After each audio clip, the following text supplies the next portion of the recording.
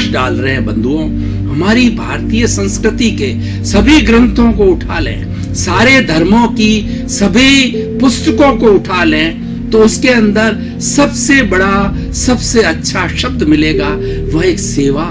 सेवा एक अमृत है, सेवा एक संजीवनी है, सेवा एक ऐसा विषय है जो दुश्मन को मित्र बना सकता है और रूठे हुए को मना सकता है, और वो कितना ही विरोधी हो, वो विरोधी को भी अपनी तरफ झुका सकता है। बंधुओं, अगर सेवा के इस महत्व को आज हमारा परिवार के लोग, आज हमारे देश के लोग, आज विश्व के लोग, समस्त 200 देशों लोग अगर सेवा के महत्व को समझें, तो आज पूरे विश्व के अंदर न कोई आतंकवाद होगा, न कोई भ्रष्टाचार होगा, और न किसी तरह की अनैतिकता होगी, न कोई असंवेदनशीलता होगी।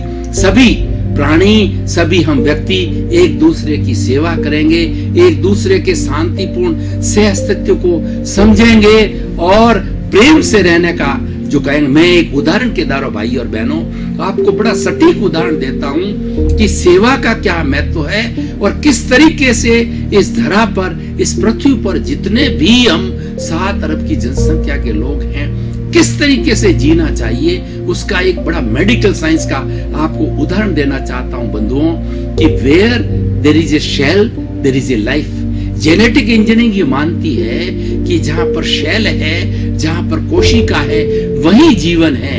जो मैं बोल रहा हूं मेरे में शेल्स हैं, तब मेरे जीवन में मेरे सामने कैमरा है, मेरे सामने लाइट है, मेरे सामने माइक है, इनके अंदर शेल्स नहीं है, इसीलिए इनमें जीवन नहीं है, इसीलिए संवेदना प्रकट नहीं कर सकते हैं। तो सेल्स के लिए कहा गया है कि हर प्राणी में कुछ न कुछ, मतलब उसकी अलग अलग संख्या होती है शेल्स की।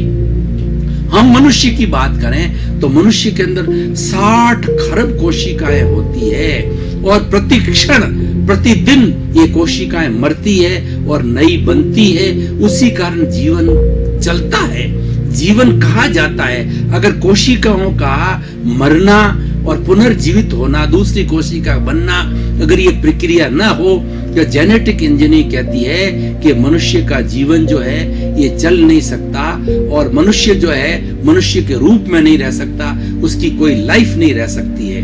तो भाई और बहनों, ये मैं बता रहा था कि मनुष्य के शरीर में 60 खरब कोशिकाएं रहती है, और वो 60 खरब कोशिकाएं कैसे कार्य करती है, मैं आपको एक उदाहरण के द्वारा भाई और बहनों, दर्शक गण, श्रोतागण बताना चाहता हूं। मान लीजिए आपने पेन किलर की कोई टेबलेट ली, तो वह टेबलेट आपके, समझिए घुटने के अंदर दर्द है, तो वह टेबलेट वो छोटे छोटे टुकड़ों के अंदर बंट करके, लिक्विड बन करके वह हमारे घुटने के पास में आती है, और हमारे शरीर के ब्लड के अंदर पूरे सर्कुलेशन के साथ घूमती है। लेकिन जो हर एक कोशिका का एक मुंह होता है, तो वो मुंह नहीं खोलती, रिसेप्टर बोलते हैं उसको, वो मुंह नहीं खोलती है। लेकिन जिस जो हमारे दर्द है घुटने के अंदर, तो घुटने की सारी जो कोशिकाएं हैं वो अपना रिसेप्टर्स खोलती है, अपना मुंह खोलती है, और उस दवाई को ग्रहण करके, और जहां पर दर्द है उन स्पॉट्स के ऊपर उस दवाई को, उस लिक्विड को भेज देती है, और जो है उसकी प्रक्रिया के द्वारा तो दर्द ठीक हो जाता है। अब देखिए 60 खरब कोशिकाएं, इस उसको होमोस्टैटिक कहा जाता है मेडिकल साइंस की, जेनेटिक इंजीनियरिंग की भाषा के अंदर। 60 खरब कोशिकाएं एक शरीर में रह करके और शरीर को बड़ा सुखपूर्वक संचालित करती है, बड़ा अच्छी तरीके से संचालित करती है। तो क्या हम 7 अरब की जनसंख्या, मात्र 7 अरब, 60 खरब के सामने 7 अरब क्या मायना रखती है? तो क्या हम एक साथ शांति से जीवन यापन नहीं कर सकते? भाईचारा के साथ, भाई भाई रहकर प्रेम के साथ में क्या हम जीवन यापन नहीं कर सकते? हम कर सकते हैं, परंतु उसके लिए हमें सेवा का पाठ पढ़ना होगा, बढ़ाना होगा।